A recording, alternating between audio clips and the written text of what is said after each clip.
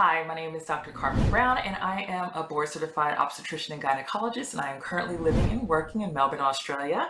And I'd like to welcome you to my YouTube channel. And today, I would like to talk to you about things I wish I hadn't known before I moved overseas. So for a lot of you out there, you've already done a lot of research as far as what it takes to live and work as a physician in Australia or New Zealand. And one of the things I have done is I started a firm last year to help you navigate the process. There's a lot of little bits and bobs to it, a lot of things that people just don't sometimes know. And thankfully, we have a lot of great resources out there now. A lot of you are in Facebook groups or have been following blogs, other ways to kind of figure out how exactly to get this going. And that's a wonderful thing.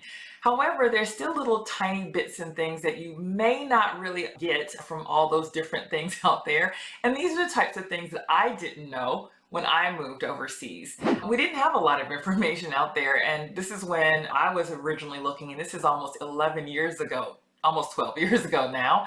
And so some of the things I wish I had known before I moved overseas, I'd like to share with you now. Number one was, as a physician, especially if you are in a procedure-based specialty, please, please, please, if you're thinking about moving to Australia or New Zealand, if it's an inkling in your mind, start right now with a case list. That's so critical. Interesting enough, that is something that is normally done by almost all physicians in Australia and New Zealand. And I'm talking about emergency medicine, obstetrics, gynecology, dermatology, surgery. They want to know exactly the cases and the breadth and depth of the types of cases and everything that you take care of. And so I think for a lot of us in the United States, we don't really think about that after you've gotten boarded. You just never keep little patient stickers any longer after residency. And so it just kind of goes away. So when I moved to New Zealand back in 2010, one of the parts of my application was like, how many C-sections had I done? And I was like, I have no idea. So for me, it meant going back and getting all the records from the hospitals that I worked at. And it was just a huge undertaking and just really kind of annoying. And a lot of the doctors that I've coached out there know exactly what I'm talking about. So if you are in the very initial steps of thinking about moving overseas, I would highly recommend start keeping a list of your cases, because that will come up and it will be something that you will need to submit as a part of your application. Number two thing I wish someone had told me is the cost of living is a lot higher. Now, that wasn't as much as a shock for me because I kind of knew already just from traveling in Australia and New Zealand. However, when you're moving, it's a totally different situation. Now, things like furniture and clothes are like 50 to 100% more in Australia and New Zealand. And thankfully, I knew that, but I think a lot of you out there don't know that. And so for a lot of people, when they're moving, they want to start all over fresh. They want to just, jettison everything and just buy everything new when they get overseas. And that is not, I'm telling you, the way to do it. Because you don't want to have to get over here and, buy a couch that you purchased in the United States that was like, oh, maybe $1,000, but here is $5,000. So I would highly recommend, for those of you especially who are in the final stages and you're planning your move and you're going to come over here, please, please, please consider bringing those furniture items, things that are going to be really expensive to replace. Consider, if you have children, buying the next couple of sizes up of clothes and shoes. That will save you heaps. So that's one of the things I knew about, only because we kind of knew, once again, from traveling here. But I would highly recommend, for those of you all out there, take that tip, bring the furniture, bring some more clothes, bring those sneakers. The third thing I think that I wish I had known before I moved over here, and I don't think this is as important, but it's really important to start thinking really more local and sustainable as far as how you eat.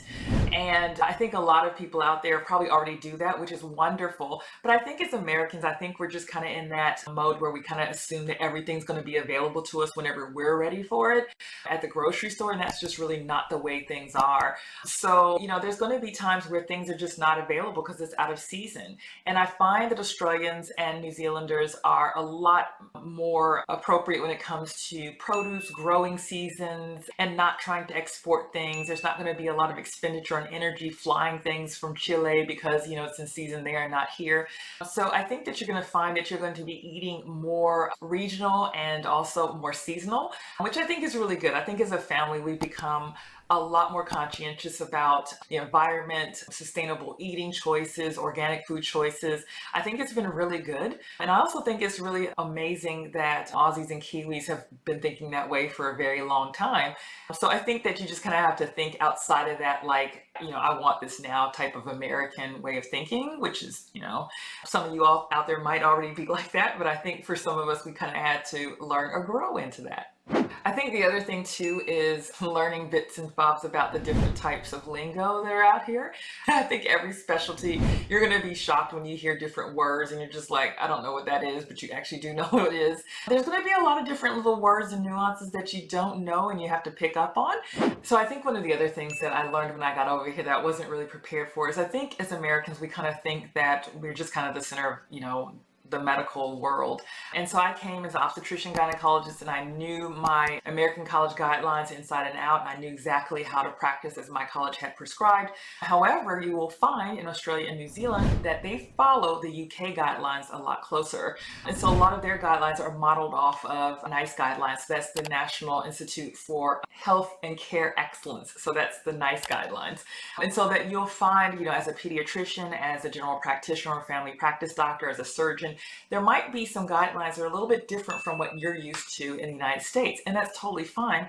But I think it's a part of your growth and orientation to the system here that you will learn those, and you'll learn that there's different ways of doing things. It's not a wrong or right way per se, it's just different ways.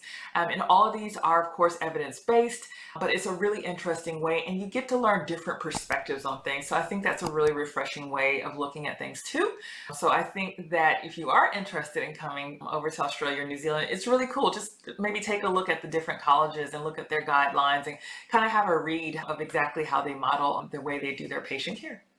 So there's a lot of little different, bits and parts as far as moving overseas and things that you just, you find out about once you get here. But definitely would love to introduce you to some other doctors that have moved over here and made the transition. I have quite a few physicians that are over living here in Australia and New Zealand that can tell you about their experiences specifically in their particular specialties. And that will be an ongoing kind of series that we'll be putting up here on YouTube in the near future. But once again, here at ExpatMD, we are passionate about helping physicians who are interested in living and working in Australia and New Zealand. If you do have any further questions, or if you'd like to book in a free consultation about what it will take to get you overseas, feel free to contact us at ExpatMD. And I look forward to seeing you on this side of the world.